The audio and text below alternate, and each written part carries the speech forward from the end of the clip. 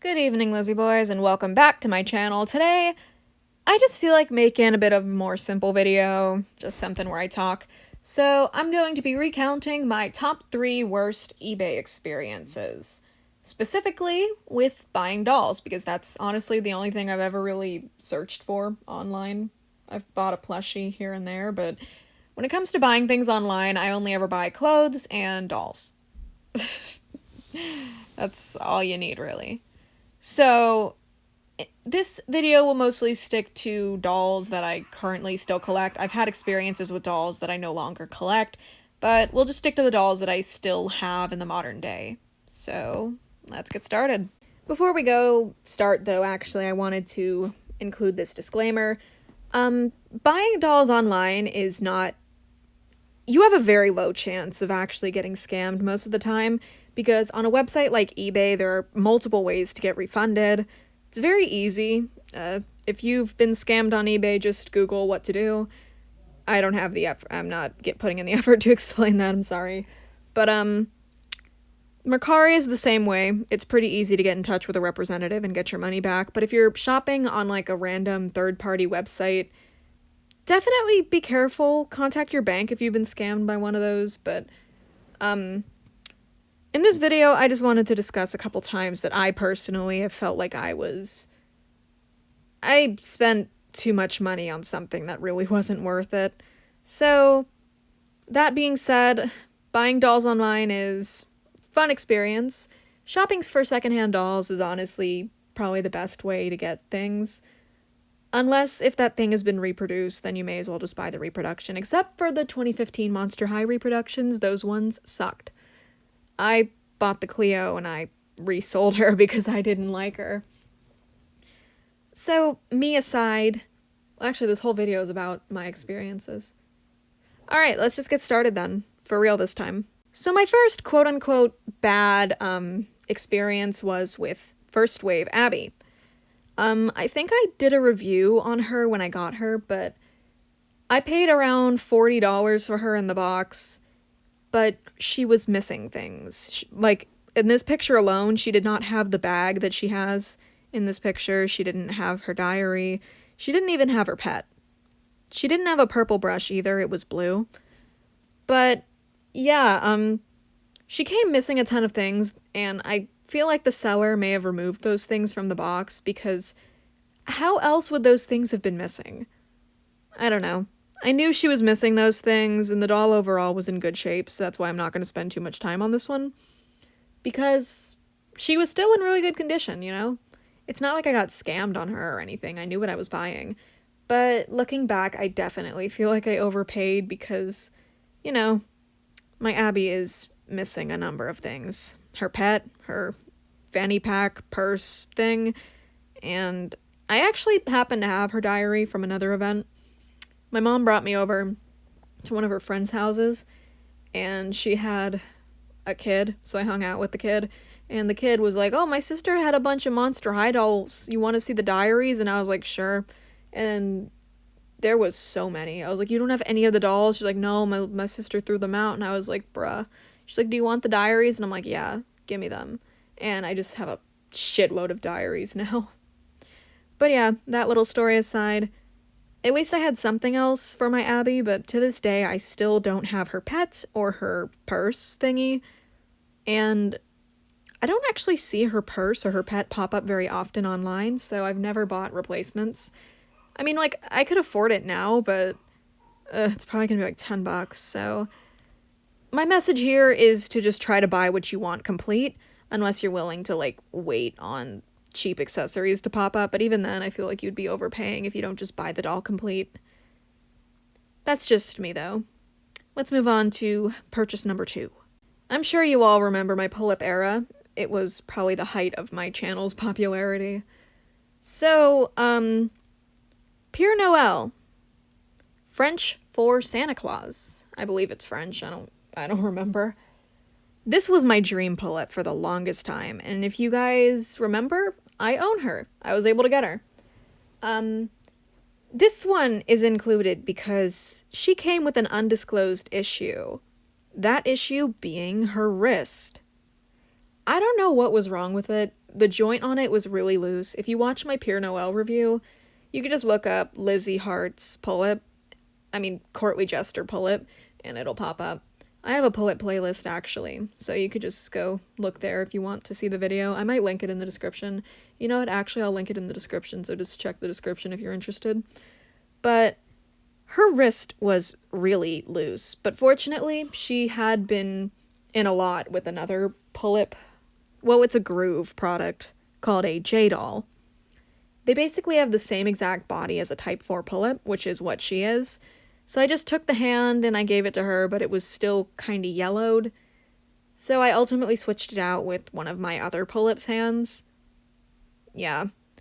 So that issue definitely was not disclosed. They did disclose that she was missing one of the little furry arm cuff things you can see her wearing, but I was unaware of the wrist issues. It would seem that maybe the seller was too. Her wig was also yellowing, which was another thing that I was unaware of, but it's really slight. She's still in good shape. But, yeah. Overall, though, she's only in second place because for $112, I think I did pretty good. Also, the doll in first place is... I think you guys are already gonna know who it is. But before we get into number one, I would like to include an honorable mention. She was left off this list because... well, I'll explain when I show you her. The sole honorable mention that I can think of right now is Pulit Berasusho. I'm probably still saying her name wrong. I think it's Suisho. Barasuisho. I have no idea. But, that's how I'm just saying it, how they said it in the anime, in the Japanese dub.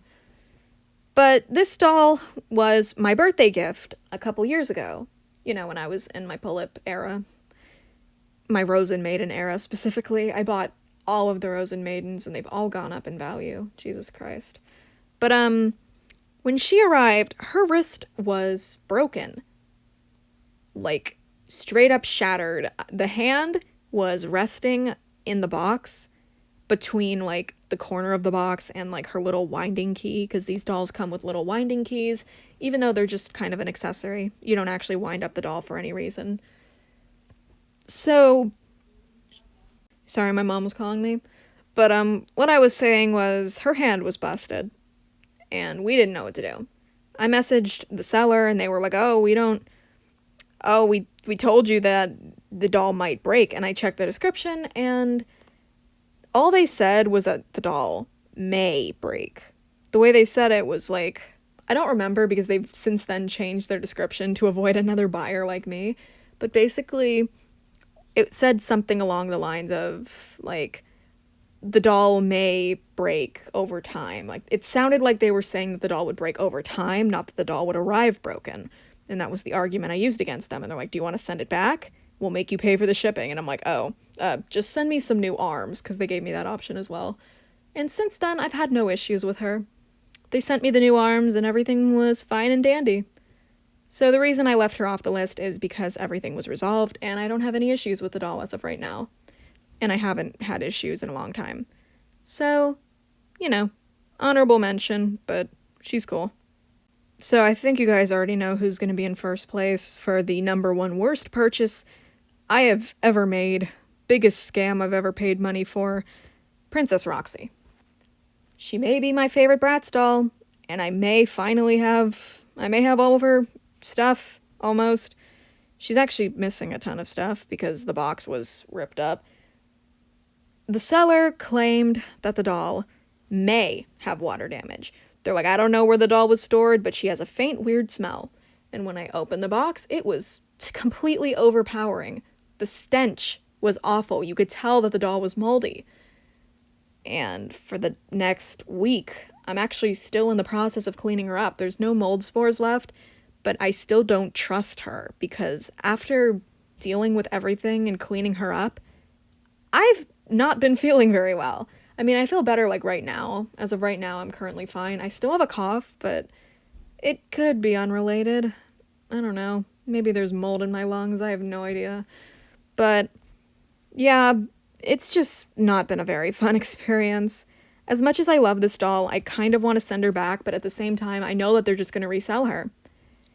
The seller doesn't seem to care that the doll has mold. I showed a picture, and they didn't even respond to me.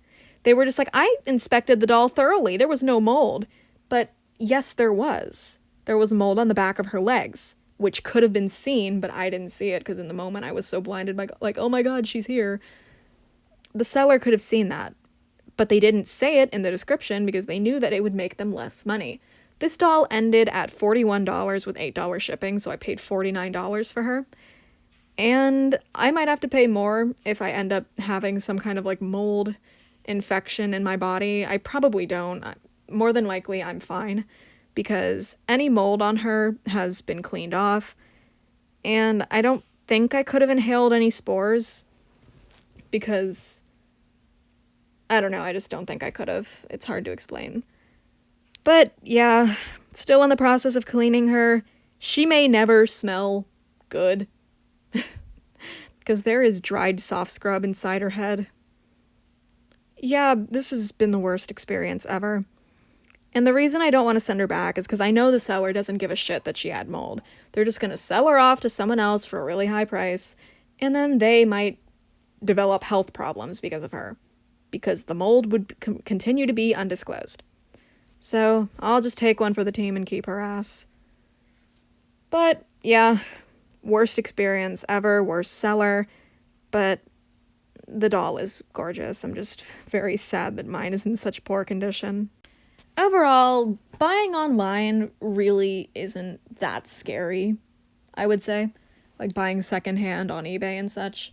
These are 3 isolated incidents, all from different sellers, all in different years, actually.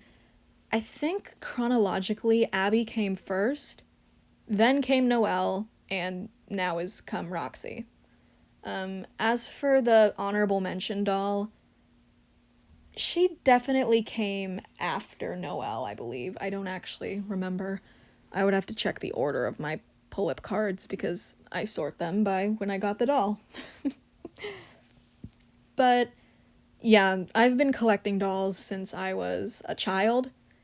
And for a while, I didn't have a collection, but I picked it back up in about 2013. Late 2012, 2013-ish, that was when I started. So, yeah. Overall, just make sure you ask any questions before buying online if you think that the seller seems sketchy. But probably don't show that you think they're sketchy, because some people do take offense to that. But, yeah, I guess this wasn't really meant to be an advice video, but kind of is now. I don't know. But as always, thank you guys so much for watching, and I hope to see you in my next video, which hopefully will have more effort put into it. Bye!